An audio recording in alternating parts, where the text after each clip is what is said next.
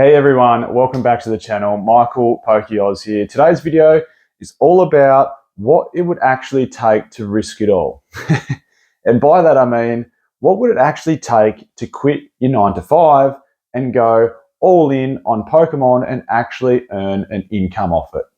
And that brings about a nice little segue to something, I guess this is the first thing I've ever really promoted. And I've been skeptical about promoting things because, and for a few reasons, I don't need to go into details around it, but I suppose when it comes to starting off, whether it's starting a YouTube channel, starting a side hustle, it's always the start that's really, really hard. It is. I know it's hard because I've done it.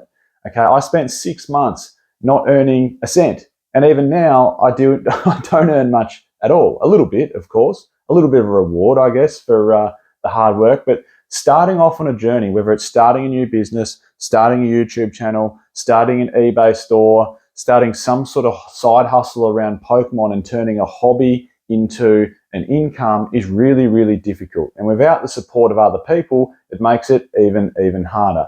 So I was, I suppose, reached out to by someone, I won't mention any names, of course, but a little startup company, a little startup app saying, look, we want to get this off the ground and we'd like your support with it. They said, how much do you want to charge us for putting on your channel? And I said, look, I don't even want to put a figure out there. I'm not like that. If I didn't think it was any good, I wouldn't even mention it. And it's a good segue into this video because that's what this video is all about. So I just said, hey, look, you pay me what you feel. Whatever you feel is fair, whether that's $0, $10, $100, or $1,000. Whatever you feel is fair, I'll give it a plug. I'll put it in the description. So what it is, okay, it's just a little app, a startup app, Pokédex, or Pocket Dex, I should say. It's all about card scanning, so you can scan your collection. It then logs your collection. It then gives you a bit of an analysis about what you need to complete a set. You can also connect up with friends on there, see their collections, and it gives a pretty comprehensive value tracking system to the whole collection. So if you want to download the app and help some startups out, this app is all new, okay? These guys have only had like 500 downloads. But I thought, you know what, it's hard starting out. So why not lend these guys a hand? And who knows, maybe this app takes off and then all of a sudden, their life changes because of it. So if you want to download the app, I'll put the link in the description of this video and I'll also tag a comment in the comment section. But like I was saying, that's a really good segue into today's video. Into the crux of the video, hey? How do we go about actually transferring what could be a hobby or a side hustle into something full-time? A full-time income that can replace your 9 to 5. And if you can, would you even want to? So from my point of view, and you might have different ideas, but from my point of view, I'm not completely sure I'd like to, okay? For me, a hobby is something that I love. Like golf's a hobby to me. Other sports are a hobby to me. Playing table tennis with my mates is a hobby to me. Pokemon cards is a massive hobby to me. Would it be to the detriment of my liking of the hobby to turn it into a full-time business and just really focus on dollars and cents with it? Quite possibly. I might not enjoy it as much anymore. It might be draining and dragging and hard, but I suppose that's what a job is. And I also do love my 9 to 5. In case you don't know, I sell new Toyotas. I've had heaps of people comment saying they're car salesmen. I'm sure a few of you are, and plenty of probably other salespeople watching from heaps of other sales industries. I've had people comment saying they sell Nissans, or what do you US people call it? Nissans. Nissans over there in the US. Toyotas. But anyway, enough of that. My American accent is absolutely dreadful.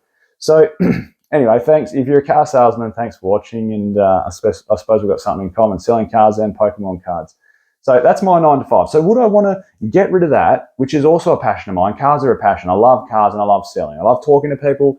I love the rush and the feeling you get when you make something happen for someone. You can shake hands and do a deal and get them into a car that they really want to get into. I love that. I feel that's part of my identity. But so is Pokemon cards to a very, I won't say large, but to a very decent degree. So how do we go about finally taking that leap? And it's going to be a ballsy leap, isn't it? Imagine just going, right, the 9 to 5, that stability, that paycheck that's coming through every single week, pushing that to the side, the commission checks that you get from selling cars, and going, right, it's all up to me now. It all relies on me. Everything that happens, every bit of money that I make, depends on my decisions, my actions, and how good I am at them. That's a big call to make. It's a gutsy call. So I suppose there's a few ways you could do it, isn't there? And I've done videos on this when it comes to Pokemon side hustles, but all of those side hustles that I've mentioned, you could turn into a full-time job. Okay? I've mentioned things like a YouTube channel. There is people that do full-time Pokemon YouTube. I'm sure someone like PokeRev that has, 2.4 million subscribers, thumbs up if you're watching. I highly doubt you'd ever watch one of my videos, but if you are, g'day, mate. And that's very Aussie, isn't it? G'day, mate.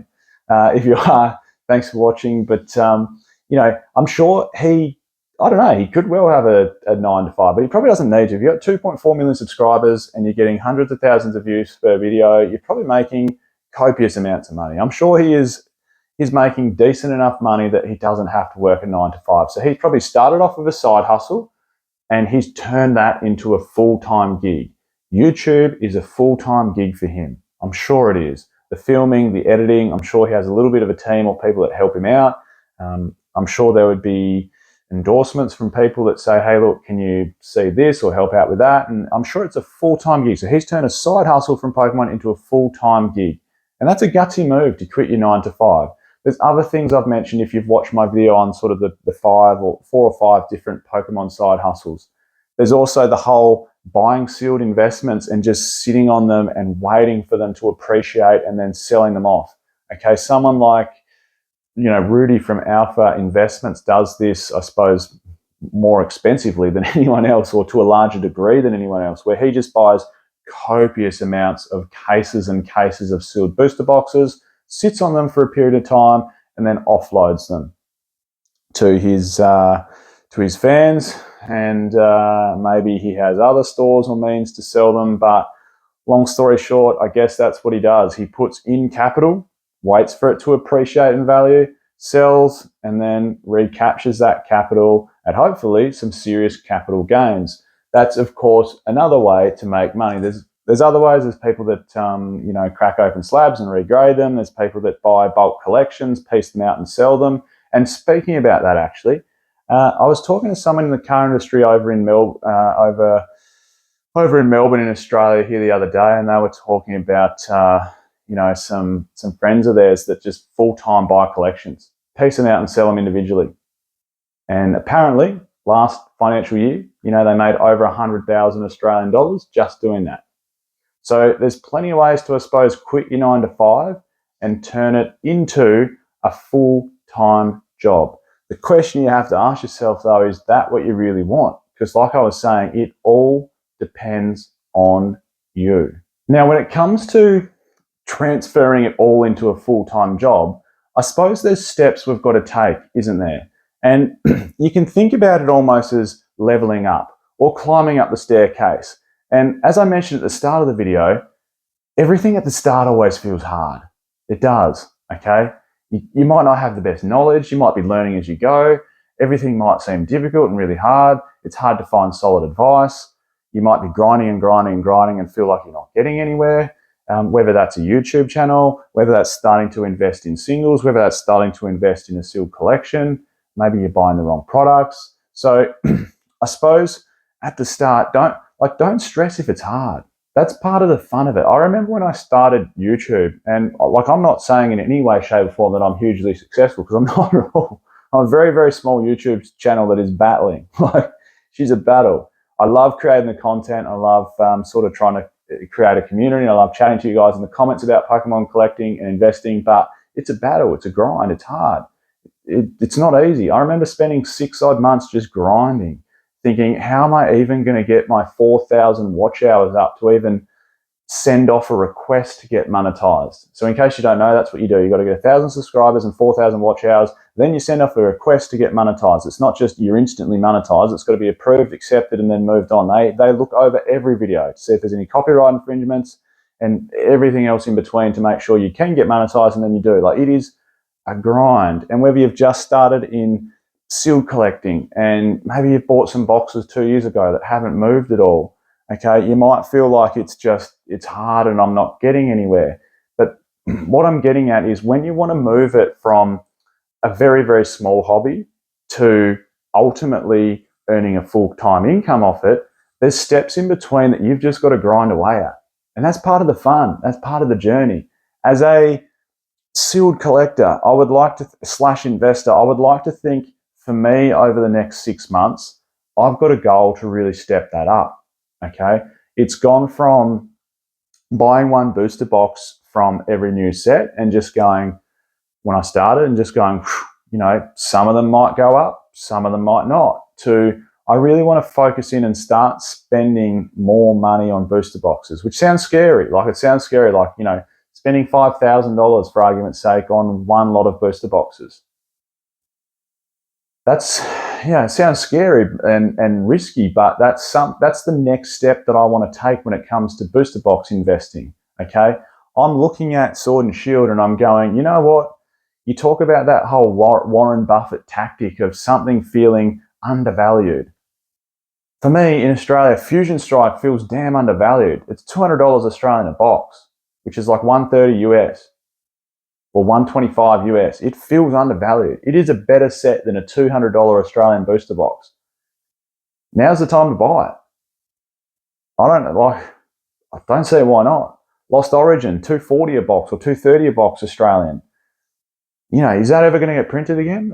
I highly, highly doubt it. No, we're into like Scarlet and Violet 6 or we're up to. Like Sword and Shield sets are, in my opinion, done. And they're only going to be put into ancillary products as additionals.